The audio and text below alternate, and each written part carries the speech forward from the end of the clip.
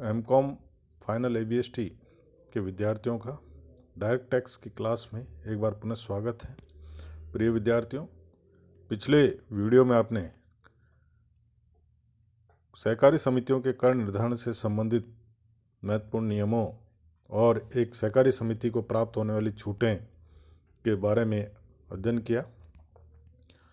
आज हम एक सहकारी समिति पर कौन कौन सी दरों से आयकर लगाया जाता है या सहकारी समिति के लिए आयकर की दरें क्या होगी,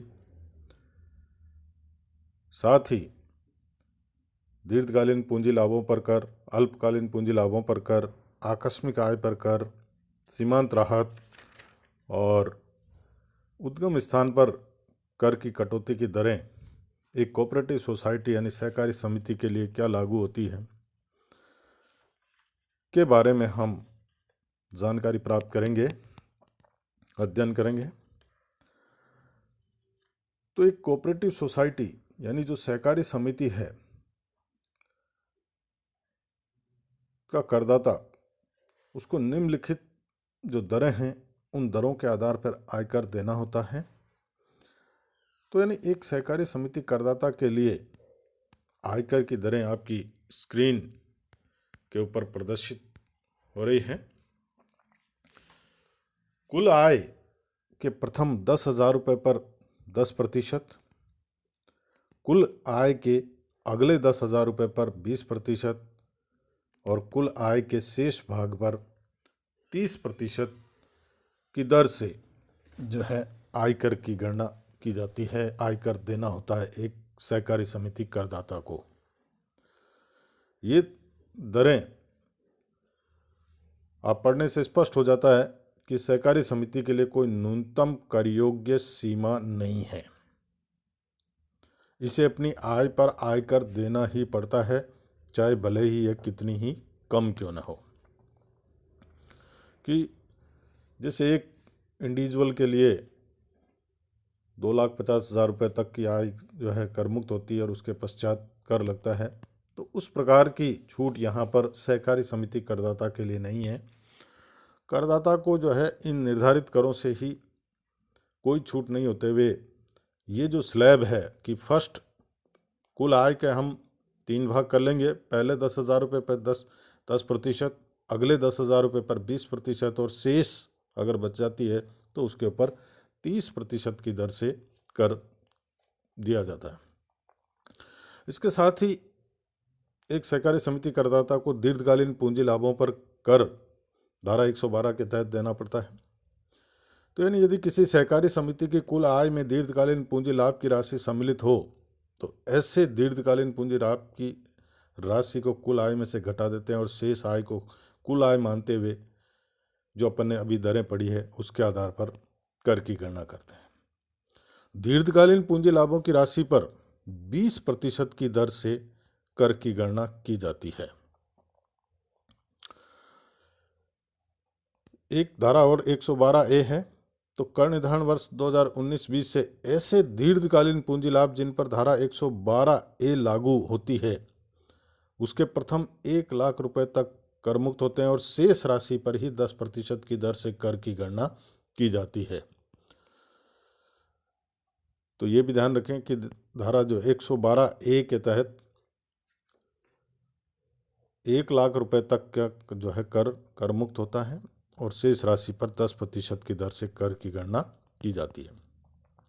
अल्पकालीन पूंजी लाभों पर कर समता अंशों अथवा समता उन्मुखी कोष की इकाइयों के ऐसे सौदों के अल्पकालीन पूंजी लाभ पर जिसमें प्रतिभूति लेन देन कर चुकाया गया हो उस पर 15% की दर से कर की गणना की जाएगी।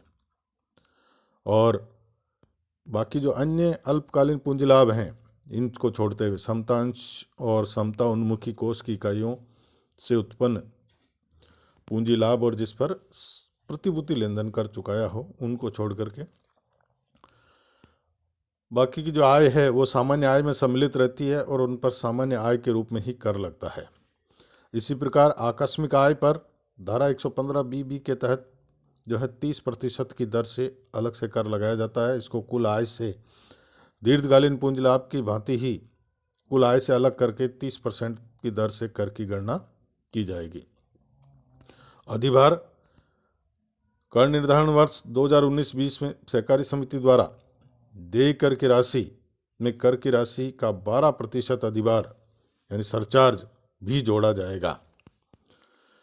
और यदि समिति की कुल आय 1 करोड़ रुपए से अधिक हो तो ही अधिभार जो है लगाया जाएगा। 12% अधिभार जो है सरचार्ज जो है कर की राशि में जोड़ा जाएगा।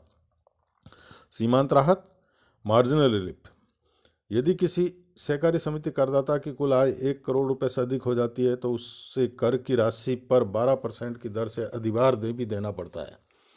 इस कारण कभी कभी ऐसी उत्पन्न स्थिति हो जाती है कि जितनी आय 1 करोड़ से अधिक होती है उससे ज़्यादा का कर करदाता का बढ़ जाता है। ऐसी दशा में करदाता द्वारा देय कर की राशि निम्न में से जो है वो अधिक नहीं होगी कि 1 करोड़ रुपए की आय पर देय कर प्लस 1 करोड़ रुपए से अधिक की आय की राशि। इसके बाद यानी ये मार्जिनल रिलीफ है, सीमांत राहत जिसको हम कहते हैं। स्वास्थ्य शिक्षा उपकर जो है इसके बाद लगाया जाएगा। स्वास्थ्य एवं शिक्षा उपकर के संबंध में सीमांत राहत जो है वह नहीं मिलती है। शिक्षा उपकर हम सब जानते हैं कि 4% की दर से स्वास्थ्य एवं शिक्षा उपकर जोड़ा जाएगा कर की राशि के अंतर्गत, और ये जो टोटल होगा वह राशि सहकारी समिति द्वारा देय कर की राशि होगी। उद्गम स्थान पर कर की कटौती की दरें एक सहकारी समिति के लिए निम्नानुसार हैं, जो आपकी टेबल के ऊपर भी हैं, स्क्रीन पर आ रहा है कि सूचित प्रतिभूतियों की दशा में 5,000 से अधिक की आय पर 10% की दर से, असूचित प्रतिभूतियों की दशा में जनता का सारवान हित होने पर 5,000 रुपये और 10% की दर है TDS की दर, यानी उद्गम स्थान पर कर की कटौती। अन्य किसी दशा के अंतर्गत कोई सीमा नहीं है तो केवल 10% का TDS की कटौती होगी। सरकारी प्रतिभूतियों की दशा में कोई कटौती नहीं होगी। प्रतिभूतियों के अलावा अन्य ब्याज बैंक, सहकारी समिति, बैंकिंग कार्य करने वाली और पोस्ट ऑफिस की दशा में 10,000 रुपये और उस पर TDS की दर 10,000 रुपये से अधिक की आय पर 10% की दर से TDS काटा जाएगा। अन्य सभी दशाओं में 5,000 रुपये तक का ब्याज जो है उस पर TDS नहीं है, बाकी के ऊपर 10% की दर से TDS काटा जाएगा। लॉटरी, गुड़दौड़, क्रॉसवर्ड पहली की दशा में 10,000 30% की दर है। भूमि, भवन, फर्नीचर के किराए की दशा में 1,80,000 रुपये और 10% की दर से TDS की जो दरें हैं उद्गम स्थान पर कर की कटौती की दरें लागू होती है। उक्त राशियां यदि प्राप्त अथवा शुद्ध हो तो इन्हें हमें निम्न सूत्र जो है उसके द्वारा हमें सकल बना लेना चाहिए। प्राप्त राशि गुणा 100 डिवाइड बाय 100 माइनस कर की दर। इस सूत्र के आधार पर हम इन्हें जो है सकल बना लेंगे, ग्रॉस अप कर लेंगे।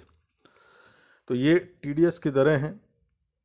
सहकारी समिति के आय में अगर इस प्रकार की आय होती है तो हमें उसको ग्रॉस अप करके जोड़ना होगा, सकल बना करके जोड़ना होगा। एक प्रश्न हम इसमें लेते हैं। DAV college cooperative society limited Ajmer had the following incomes during the year ended 31 March 2019। Income from the college canteen 30,000 रुपये, income from the general merchandise business 40,000 रुपये, income from credit facilities given to members 15,000 15,000 रुपये, interest received on securities listed at stock exchange 10,800 रुपये, taxable income from house property 6,000 रुपये, dividend received on shares held in other cooperative societies 8,000 रुपये। ये determine the gross total income and total income of the society and tax payable by the society for the assessment year. तो ये एक प्रश्न में है कि DAV कॉलेज सहकारी समिति लिमिटेड अजमेर की 31 मार्च 2019 को समाप्त होने वाले वर्ष की जो है आय बताई गई है। कॉलेज कैंटीन से आय 30,000 रुपये, सामान्य वस्तुओं के व्यवसाय से आय 40,000 रुपये और सदस्यों को साख सुविधाएं प्रदान करने से आय 15,000 रुपये, स्टॉक एक्सचेंज में सूचीबद्ध प्रतिभूतियों से पर प्राप्त ब्याज 10,800 रुपये, मकान संपत्ति से कर योग्य आय 6,000 रुपये, अन्य सहकारी समितियों के अंशों के लाभांश प्राप्त किया 8,000 रुपये। ये आय है, इसके आधार पर हमें एक कोऑपरेटिव सोसाइटी का जो है सकल कुल आय और उसके द्वारा देय कर की गणना करनी है। हम असेसमेंट जो बनाएंगे इसके अंतर्गत जैसा आपकी स्क्रीन पे है, computation of total income of the society. सबसे पहले हम इनकम फ्रॉम हाउस प्रॉपर्टी लेंगे, क्योंकि सैलरी की इनकम कोऑपरेटिव सोसाइटी में होते नहीं है। तो इनकम फ्रॉम हाउस प्रॉपर्टी 6,000 रुपये दिया हुआ है। प्रश्न के अंतर्गत हमें देखें 5वां point, taxable income from house property, कर योग्य आय हमें देखें। चूँकि कर योग्य आय दे रखी है मकान संपत्ति से, इसलिए इसमें किसी प्रकार की छूट और किसी प्रकार का समायोजन करने की आवश्यकता नहीं है। सीधी की सीधी पूरी की पूरी कंप्यूटेड है, कैलकुलेटेड है, इसलिए पूरी की पूरी आय जोड़ी जाएगी। इनकम फ्रॉम बिजनेस, एक कोऑपरेटिव सोसाइटी को व्यवसाय से आय होती है। तो बिजनेस के अंतर्गत हम जैसे लेते हैं कॉलेज कैंटीन से आय 30,000 रुपये लिया जाएगा, first point. From general merchandise business, सामान्य व्यवसाय से आय, वस्तुओं के व्यवसाय से आय है 40,000 रुपये। Credit facility given to members का जो बिजनेस है उससे 15,000 रुपये की आय। कुल मिला के इससे जो है इन व्यवसाय से जो है 85,000 की आय होती है। तो income from business and professions 85,000। अब income from other sources, income from other sources में स्टॉक एक्सचेंज से सूचित प्रतिभूतियों पर प्राप्त ब्याज हमें दे रखा है 10,800 रुपये। तो इंटरेस्ट ऑन सिक्योरिटीज चूँकि 10,800 है, इसको हम ग्रॉस अप करेंगे और इसके ऊपर जो TDS की जो रेट है, स्टॉक एक्सचेंज में सूचीबद्ध प्रतिभूतियां हैं, तो इसको ग्रॉस अप जो है किया जाएगा और ये राशि जो आएगी ग्रॉस अप करने के बाद 12,000 रुपये, 12,000 रुपये से ग्रॉस अप होगा। इन डिविडेंड फ्रॉम अदर सोसाइटीज 8,000 रुपये लाभांश प्राप्त किया है। अन्य सोसाइटी से लाभांश की आय 8,000 रुपये है। तो केवल इंटरेस्ट ऑन सिक्योरिटीज जो है वो ग्रॉस अप होगा। और ये जो इनकम फ्रॉम अदर सोर्सेज की जो हेड है उसका जो टोटल 12 और 8 20,000 रुपये, और ग्रॉस टोटल इनकम तीनों को जोड़ेंगे तो 1,11,000 रुपये। इसमें से हम लेस डिडक्शंस, एक कोऑपरेटिव सोसाइटी को जो भी छूटें प्राप्त होती है उनका अध्ययन हमने पीछे कर लिया था। इस प्रश्न में जो महत्वपूर्ण आ रही है वो ATP की छूट जो है आ रही है, जिसमें पहली जो छूट है income from credit facilities provided to members under section P2A। जो पहला पॉइंट है आपने पढ़ा था, ATP का पहला पॉइंट है कि सदस्यों को साख सुविधाएं प्रदान करने से आय अगर है तो वह पूरी की पूरी आय ATP के तहत कटौती योग्य है। इसी प्रकार इनकम फ्रॉम अदर बिजनेस, अन्य व्यवसाय से आय ATP2 मैक्सिमम लिमिट ATP2C के अंतर्गत अन्य व्यवसाय की जो आय है, अन्य व्यवसायों से आय है, वह 50,000 रुपये तक कटौती होगी। क्योंकि अगर उपभोक्ता सहकारी समिति की दशा में 1,00,000 रुपये तक कटौती योग्य होते हैं और अन्य किसी दशा के अंतर्गत जो है 50,000 रुपये तक कटौती होती है, तो maximum limit income from other business के मैक्सिमम लिमिट ATP2C के तहत 50,000 रुपये की कर मुक्त होगी। इसी प्रकार अन्य सहकारी समितियों से जो लाभांश प्राप्त किया है, dividend from another cooperative societies under section ATP2D के तहत 8,000 रुपये पूरा का पूरा कर मुक्त है। तो ATP के तहत 50,000, 15,000 और 8,000 ये तीनों रकम जो है माइनस हो जाएगी, 73,000। टोटल इनकम इसकी बढ़ती है कोऑपरेटिव सोसाइटी की कर योग्य आय वह 38,000 रुपये। इसके ऊपर टैक्स की गणना हम करेंगे। टैक्स ऑन फर्स्ट 10,000 रुपये पे 10% की दर से 1,000 रुपये, नेक्स्ट 10,000 रुपये पर 20% की दर से 2,000 रुपये, और जो बचा हुआ 18,000 रुपये उसके ऊपर 30% की दर से 5,400 रुपये। टोटल टैक्स पेबल जो आता है 8,400 रुपये। इसके ऊपर 4% शेष 336 रुपये, यानी टोटल टैक्स पेबल जो आता है 8,736 रुपये, यानी राउंड ऑफ करेंगे 8,740 रुपये का जो टैक्स है इस कोऑपरेटिव सोसाइटी द्वारा देय होगा। धन्यवाद। तो ये देखें, आप इस प्रश्न को अच्छी तरह समझें, पढ़ें, और कोई प्रॉब्लम हो तो मेरे से संपर्क करें। वीडियो को लाइक करें, सब्सक्राइब करें और शेयर करें। Thank you.